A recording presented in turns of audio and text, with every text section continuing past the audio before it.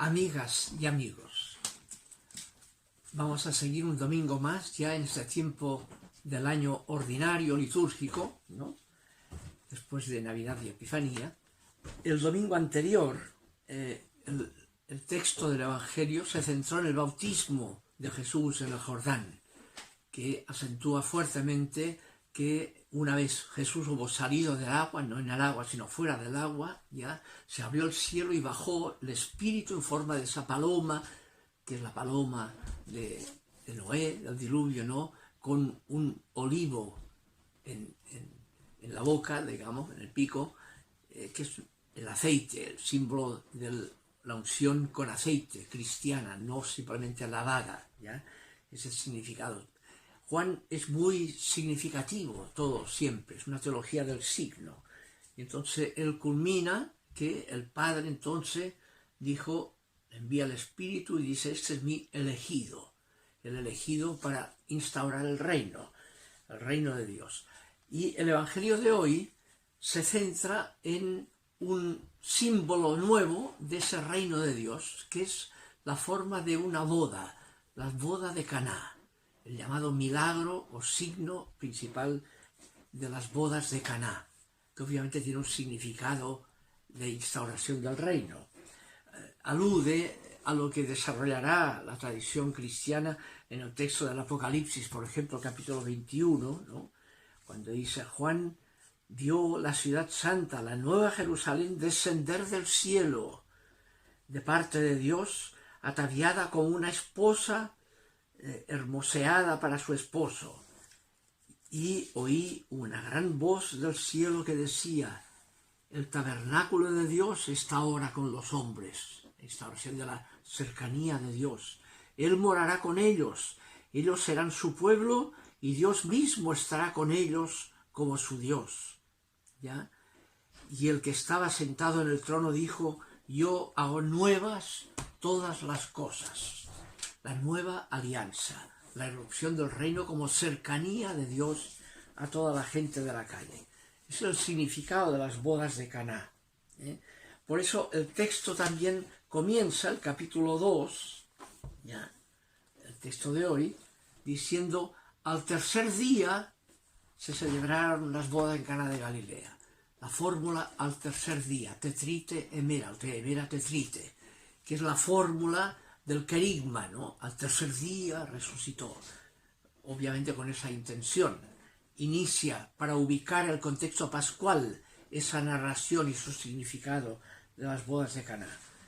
Y ahí todos conocen ese contexto pascual, entonces viene la narración, y entonces interviene ahí María, que hace aquí el papel de Juan Bautista en el texto anterior, ¿no? El mediador Juan Bautista, mediador del paso de la antigua alianza a la nueva alianza, no. Ahora es María, la madre, es mediadora de la antigua alianza, y es María la que interviene con Jesús. No tienen vino, está en crisis la antigua alianza. ¿Qué hacemos, no? Es cuando Jesús le objeta, ¿y qué tiene que ver esto conmigo y contigo, mujer? Le objeta.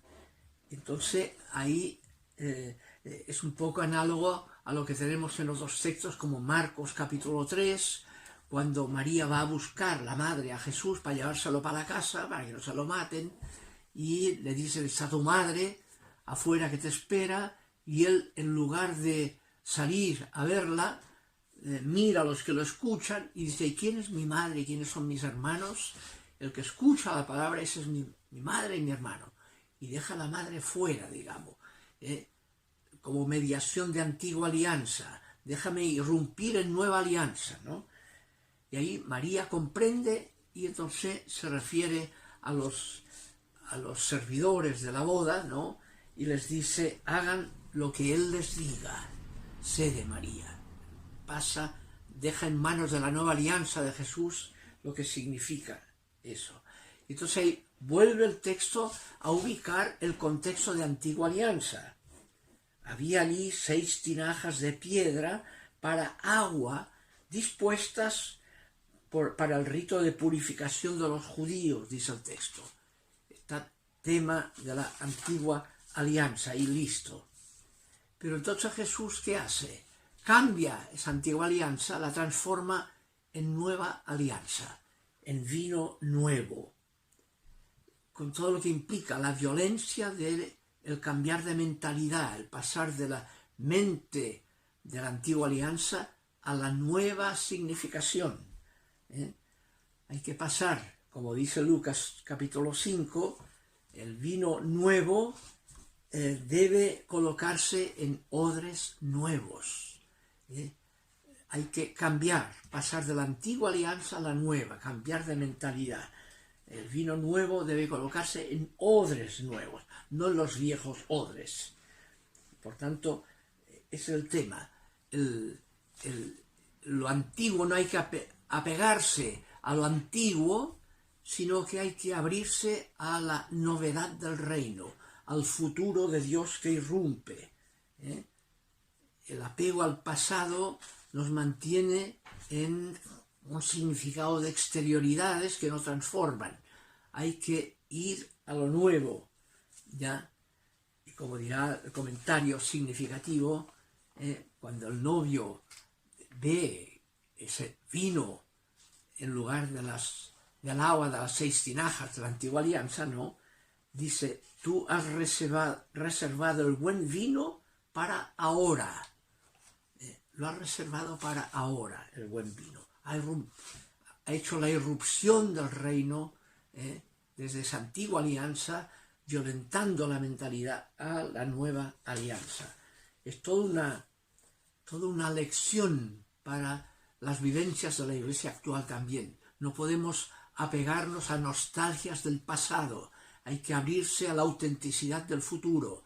Dios quiere autenticidad, no apegarse a tradiciones pasadas, sino buscar cuál es su sentido de fondo y buscar la autenticidad en la renovación, en la novedad que eso implica, ¿ya? Y ahí comenta finalmente, después de narrar esa maravilla, ese milagro, ¿no? Esa transformación radical, que es significativa, no es un tema del patrono para los viñateros, no, obviamente. Significa la irrupción del reino, la novedad del reino, el nuevo vino, ¿ya? Y por tanto su significado transformador, ¿ya? Y ahí dice que una vez terminó eso, ese fue el primero de los signos que hizo Jesús. Y alude el Evangelio de Juan a los signos. Juan no habla de milagros, thaumastos en griego. Jesús no es taumaturgo, no pone el acento en las maravillas que hacía Jesús, milagros, mirabilia, sino que apela al significado. Jesús no hizo milagros, hizo signos. Y no habla de milagros nunca, Juan. Jesús hizo signos, semella, ¿ya? Y a partir de comprender ese significado de esa aparente maravilla, los discípulos creyeron en él, captaron el significado, se abrieron a esa novedad expresada en el significado del vino nuevo, ¿ya? Eso marca toda una teología del signo en el Evangelio de Juan, ¿no? Eso es el primer signo, las bodas de Caná. Después tendrá otros 5, solo tiene 6 en total. No toma las maravillas que están presentes en los evangelios, sobre todo apócrifos, ¿no? Pero también en los canónicos, los sinópticos, ¿no?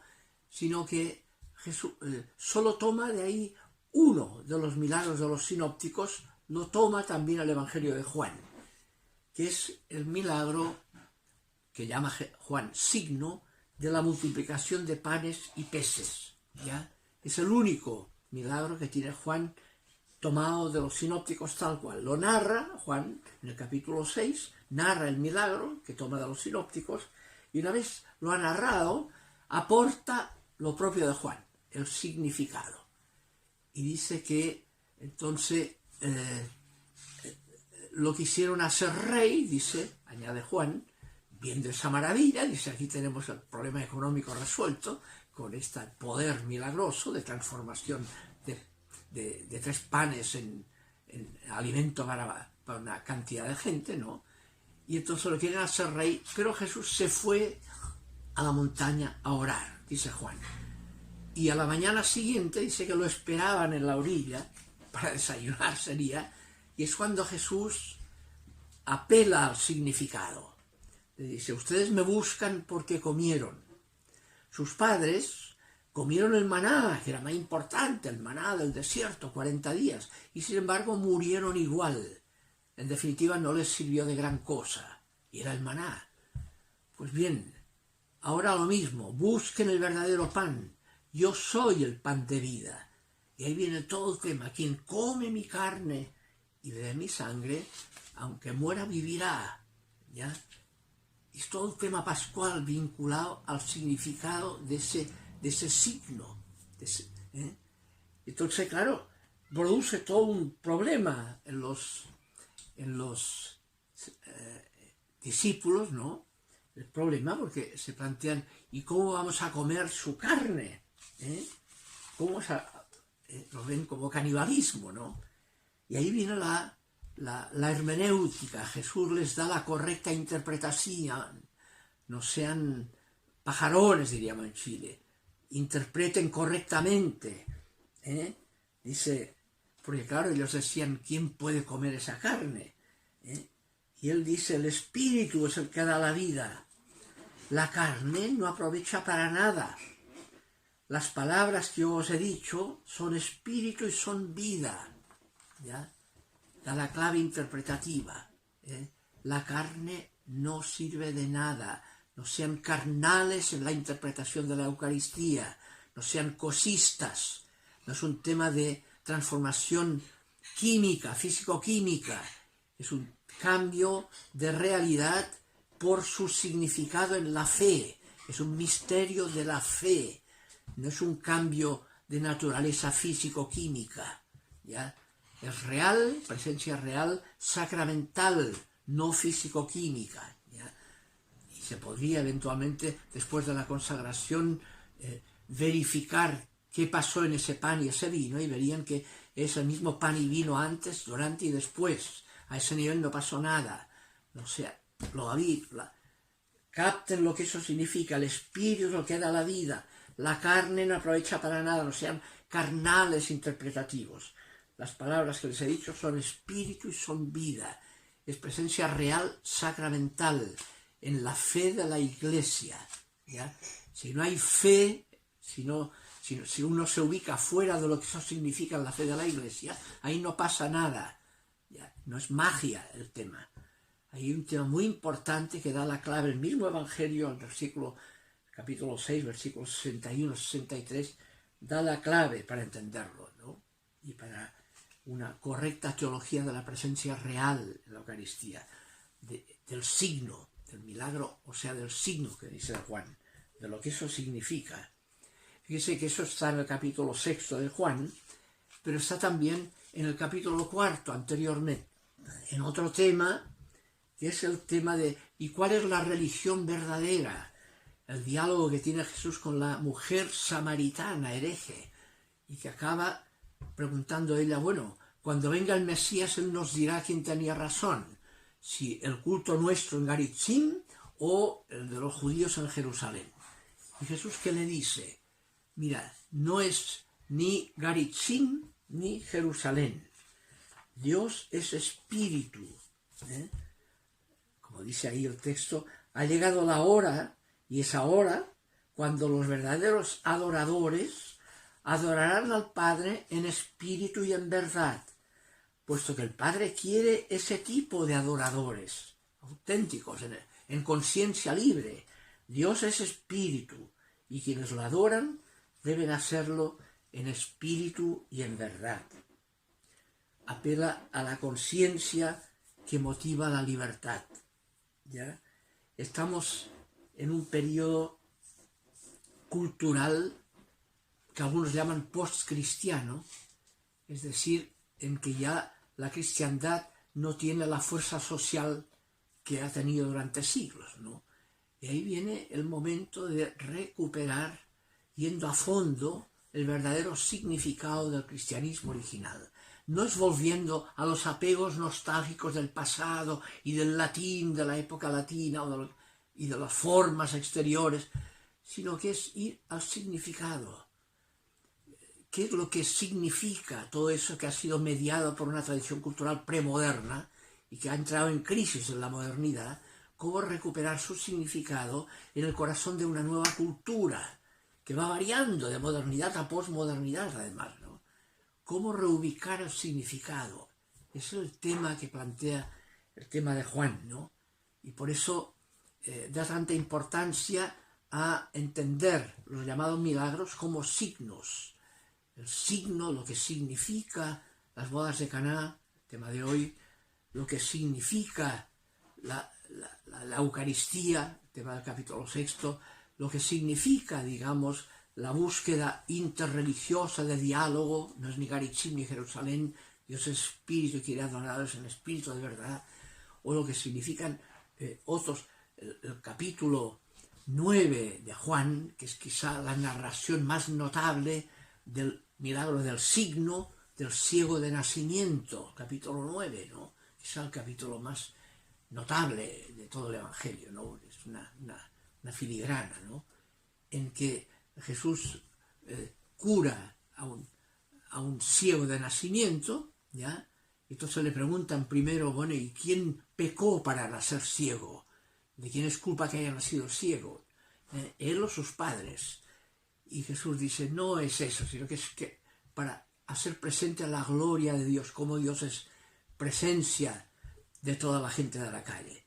Y embarra los ojos del ciego, le pone barro, como le enseguece más, como juega con eso el Evangelio, ¿no? Y lo manda a la piscina de Siloé, para que vaya a lavarse en una piscina inmunda más encima, ¿no? Que se contamina más todavía. Y vuelve viendo. Y ahí viene el diálogo entre ese buen hombre, esa buena voluntad representada por ese ciego que antes no veía y ahora ve, y los fariseos, que dicen, no puede ser. Y le preguntan, ¿y quién te hizo que ahora veas si eras ciego tú, ¿no? Castigado de Dios? Dice, bueno, yo no sé quién será Jesús, solo sé que antes no veía y ahora veo. Y viene la buena voluntad versus la mala voluntad de los fariseos, que apelan a que llaman a los padres, era este su hijo, no es, y al final, cuando ya no pueden correrse, Jesús dirá aquella sentencia, ¿no? Dirá, los que yo he venido para que los que no ven, vean, y los que creen ver, se queden ciegos, ¿no? He venido para interpelar a la buena voluntad, a la buena conciencia. Y los fariseos se sienten aludidos, esos ciegos, y le dicen, entonces nos tratas de ciegos a nosotros. Y Jesús, ahí viene la sentencia, ojalá fueran ciegos, pero con que dicen, vemos, su pecado permanece.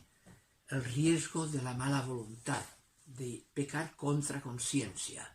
Ya, es la mala voluntad enfrentada a la buena voluntad del ciego, ya, desde que no veía y ahora ve. Todo el significado profundo del llamado a la fidelidad al Espíritu, al actuar en conciencia, no hacernos trampa a nosotros mismos, ¿no? En esa línea va toda la teología del signo que tiene Juan, ¿no? El primero de ellos es el significado de las bodas de Caná, el Evangelio del día de hoy, ¿no? Y por eso ahí, así como dice que sus discípulos creyeron en él, a partir de ese significado, en cambio, en el tema del capítulo 6, hubo algunos que quedaron tan escandalizados de que Jesús decía que con mi carne, mi sangre está, ese tiene vida eterna, ¿no? Que dice el texto, desde entonces muchos de sus discípulos se retiraron y ya no andaban con él, ¿ya? La hermenéutica significativa puede escandalizar a algunos creyentes que querían nostálgicamente cosas, digamos, del pasado y no aceptan la interpelación propia de ese futuro de Dios, ¿ya? Hay todo un tema a reflexionar en la teología del milagro de Juan, que está expresado en esta narración del significado de la irrupción del reino de Dios en forma de boda, como el texto del Apocalipsis, ¿no? La boda del reino, o sea, la superación de la alteridad competitiva por la unión representada en la unión de la pareja, ¿no? Como símbolo de la común unión, de la no exclusión de nadie, de la fusión unitaria, ¿ya? Bien, dejémoslo aquí, seguiremos el próximo día en el texto, en el último día que haremos en este ciclo, un corto teológico, ¿ya? Amigas y amigos, vamos a seguir un domingo más ya en este tiempo del año ordinario litúrgico, ¿no? Después de Navidad y Epifanía. El domingo anterior, el texto del Evangelio se centró en el bautismo de Jesús en el Jordán, que acentúa fuertemente que una vez Jesús hubo salido del agua, no en el agua, sino fuera del agua, ya se abrió el cielo y bajó el Espíritu en forma de esa paloma, que es la paloma de Noé, del diluvio, ¿no? Con un olivo en la boca, digamos, en el pico, que es el aceite, el símbolo de la unción con aceite cristiana, no simplemente la daga, ¿ya? Ese es el significado. Juan es muy significativo, todo siempre, es una teología del signo. Y entonces él culmina que el Padre entonces dijo, envía el Espíritu y dice, este es mi elegido, el elegido para instaurar el reino de Dios.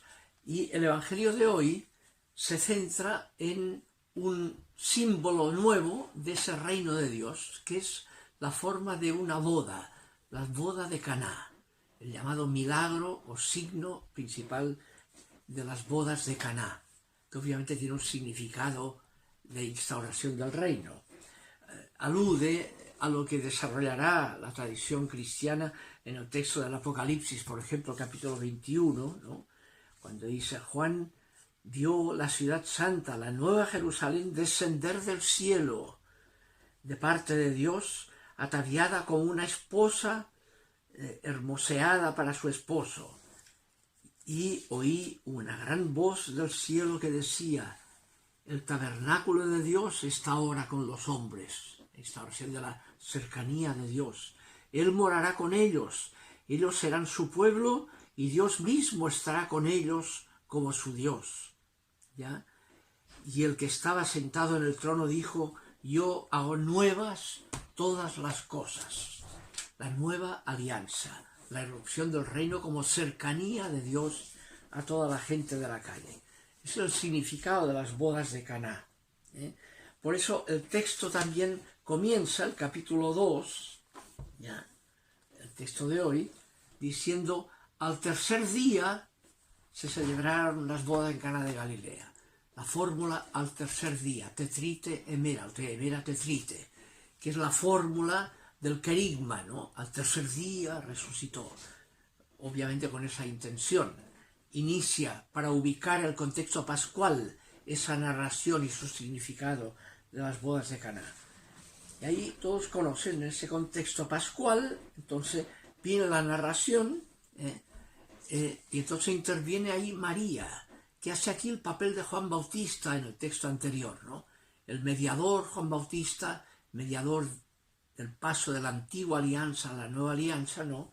Ahora es María, la madre, es mediadora de la antigua alianza, y es María la que interviene con Jesús. No tienen vino, está en crisis la antigua alianza, ¿qué hacemos, no?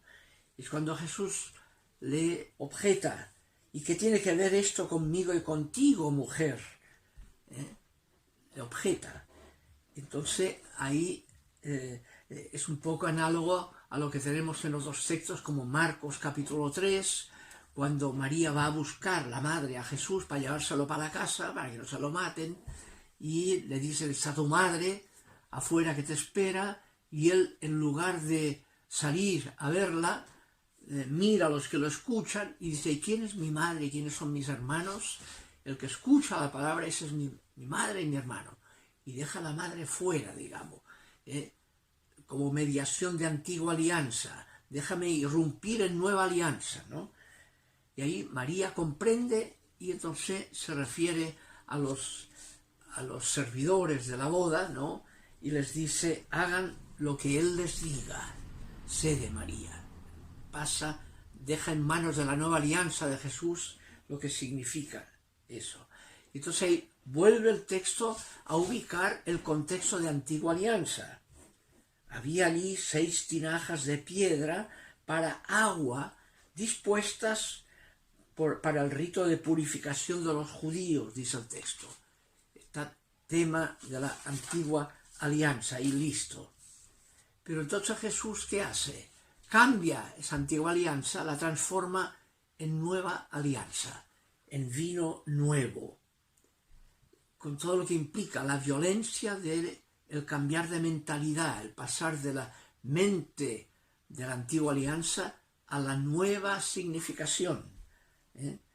Hay que pasar, como dice Lucas capítulo 5, el vino nuevo debe colocarse en odres nuevos. Hay que cambiar, pasar de la antigua alianza a la nueva, cambiar de mentalidad. El vino nuevo debe colocarse en odres nuevos, no en los viejos odres. Por tanto, ese es el tema. Lo antiguo no hay que apegarse a lo antiguo, sino que hay que abrirse a la novedad del reino, al futuro de Dios que irrumpe.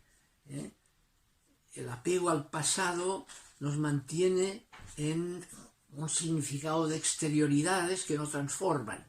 Hay que ir a lo nuevo, ¿ya? Y como dirá el comentario significativo, cuando el novio ve ese vino en lugar del agua de las 6 tinajas de la antigua alianza, ¿no? Dice, tú has reservado el buen vino para ahora. Lo ha reservado para ahora, el buen vino. Ha hecho la irrupción del reino desde esa antigua alianza, violentando la mentalidad a la nueva alianza. Es toda una lección para las vivencias de la Iglesia actual también. No podemos apegarnos a nostalgias del pasado. Hay que abrirse a la autenticidad del futuro. Dios quiere autenticidad, no apegarse a tradiciones pasadas, sino buscar cuál es su sentido de fondo y buscar la autenticidad en la renovación, en la novedad que eso implica, ¿ya?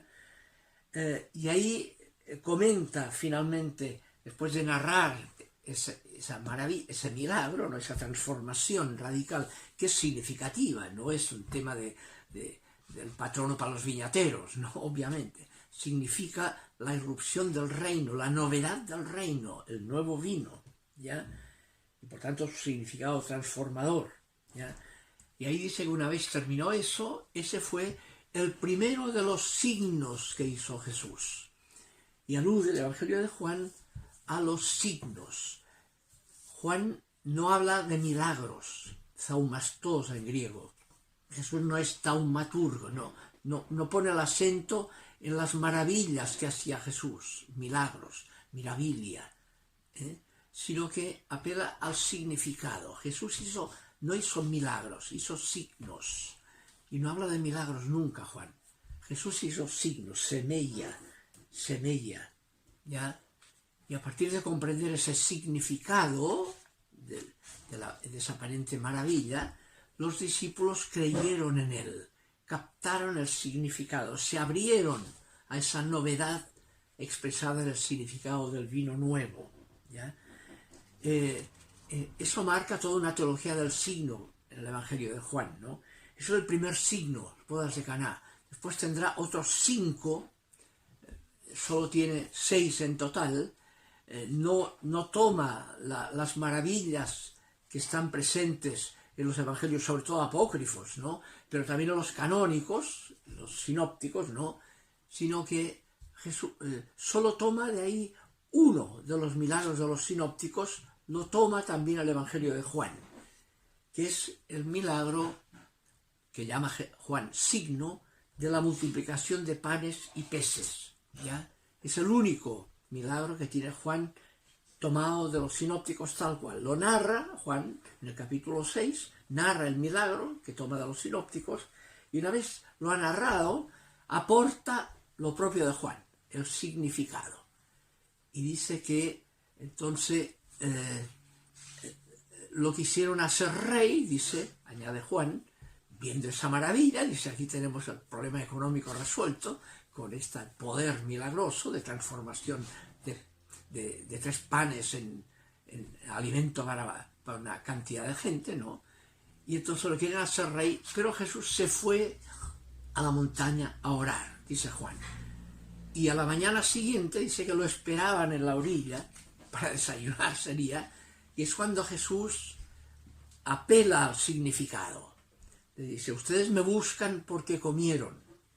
Sus padres comieron el maná, que era más importante, el maná del desierto, 40 días, y sin embargo murieron igual.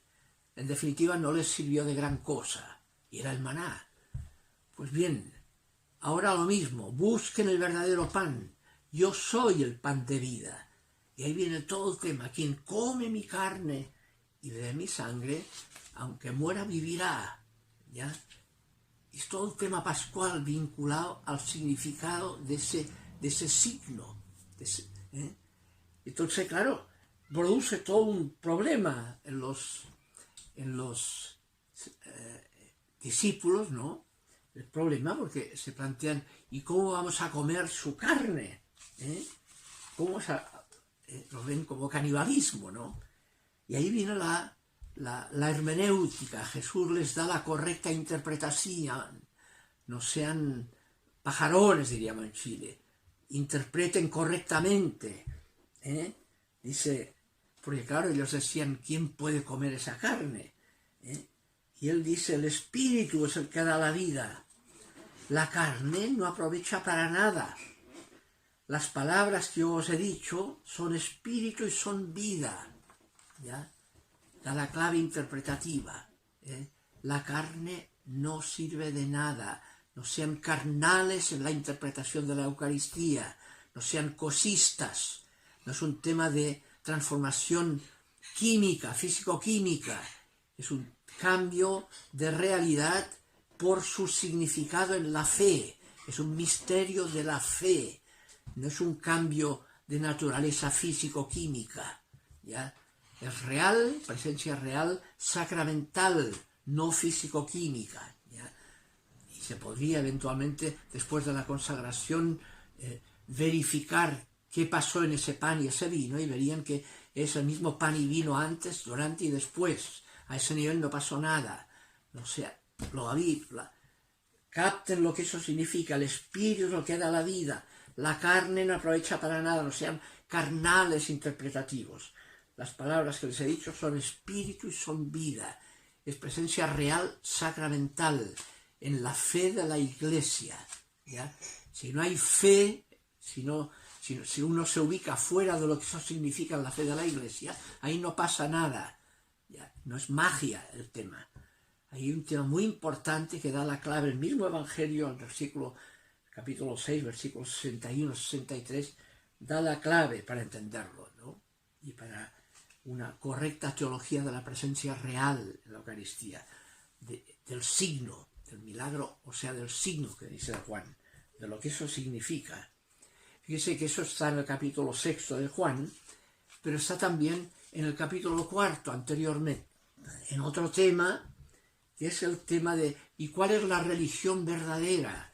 El diálogo que tiene Jesús con la mujer samaritana, hereje, y que acaba preguntando a ella, bueno, cuando venga el Mesías, él nos dirá quién tenía razón, si el culto nuestro en Garitzim o el de los judíos en Jerusalén. Y Jesús, ¿qué le dice? Mira, no es ni Garitzim ni Jerusalén. Dios es espíritu. Como dice ahí el texto, ha llegado la hora, y es ahora cuando los verdaderos adoradores adorarán al Padre en espíritu y en verdad, puesto que el Padre quiere ese tipo de adoradores, auténticos, en conciencia libre. Dios es espíritu, y quienes lo adoran deben hacerlo en espíritu y en verdad. Apela a la conciencia que motiva la libertad. ¿Ya? Estamos en un periodo cultural que algunos llaman postcristiano, es decir, en que ya la cristiandad no tiene la fuerza social que ha tenido durante siglos, ¿no? Y ahí viene el momento de recuperar, yendo a fondo, el verdadero significado del cristianismo original.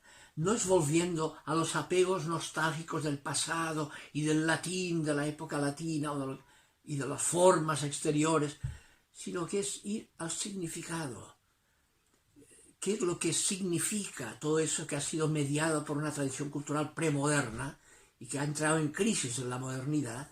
¿Cómo recuperar su significado en el corazón de una nueva cultura que va variando de modernidad a posmodernidad, además, ¿no? ¿Cómo reubicar el significado? Ese es el tema que plantea el tema de Juan, ¿no? Y por eso da tanta importancia a entender los llamados milagros como signos.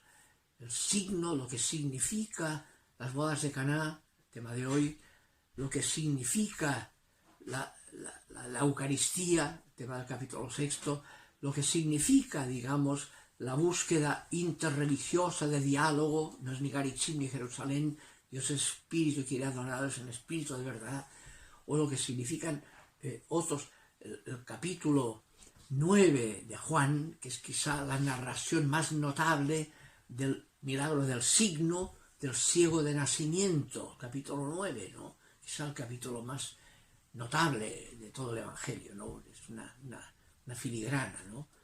En que Jesús cura a un ciego de nacimiento, ¿ya? Entonces le preguntan primero, bueno, ¿y quién pecó para nacer ciego? ¿De quién es culpa que haya nacido ciego? ¿Él o sus padres? Y Jesús dice, no es eso, sino que es que para hacer presente la gloria de Dios, como Dios es presencia de toda la gente de la calle. Y embarra los ojos del ciego, le pone barro, como le enseguece más, como juega con eso el Evangelio, ¿no? Y lo manda a la piscina de Siloé, para que vaya a lavarse en una piscina inmunda más encima, ¿no? Que se contamina más todavía. Y vuelve viendo. Y ahí viene el diálogo entre ese buen hombre,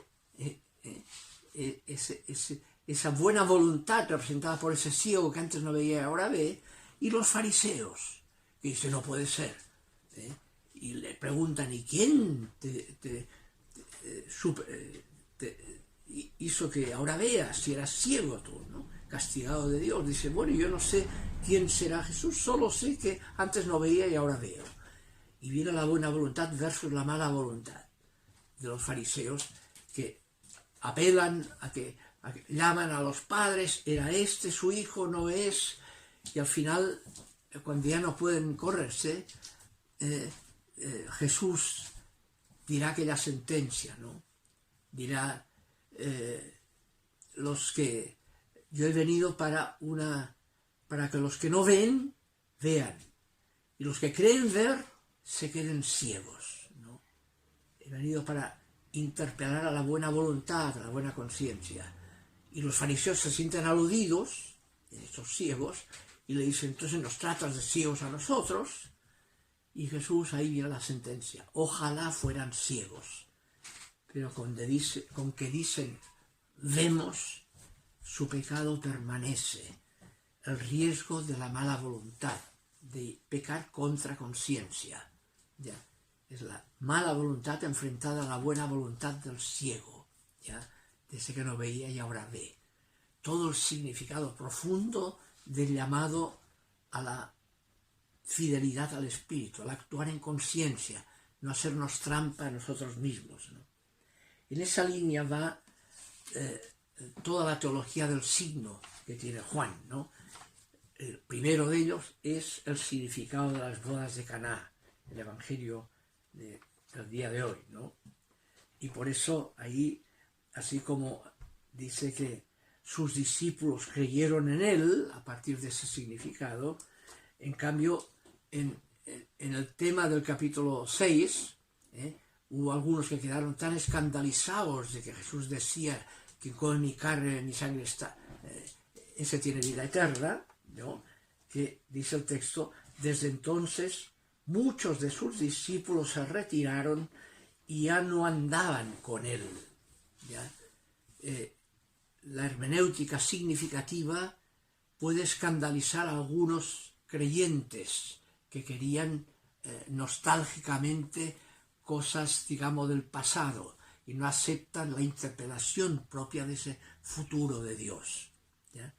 Hay todo un tema a reflexionar en la teología del milagro de Juan, que está expresado en esta narración del significado de la irrupción del reino de Dios en forma de boda, como el texto del Apocalipsis, ¿no? La boda del reino, o sea, la superación de la alteridad competitiva por la unión representada en la unión de la pareja, ¿no? Como símbolo de la común unión, de la no exclusión de nadie, de la fusión unitaria. ¿Ya? Bien, dejémoslo aquí, seguiremos el próximo día en el texto, en el último día que haremos en este ciclo, un corto teológico.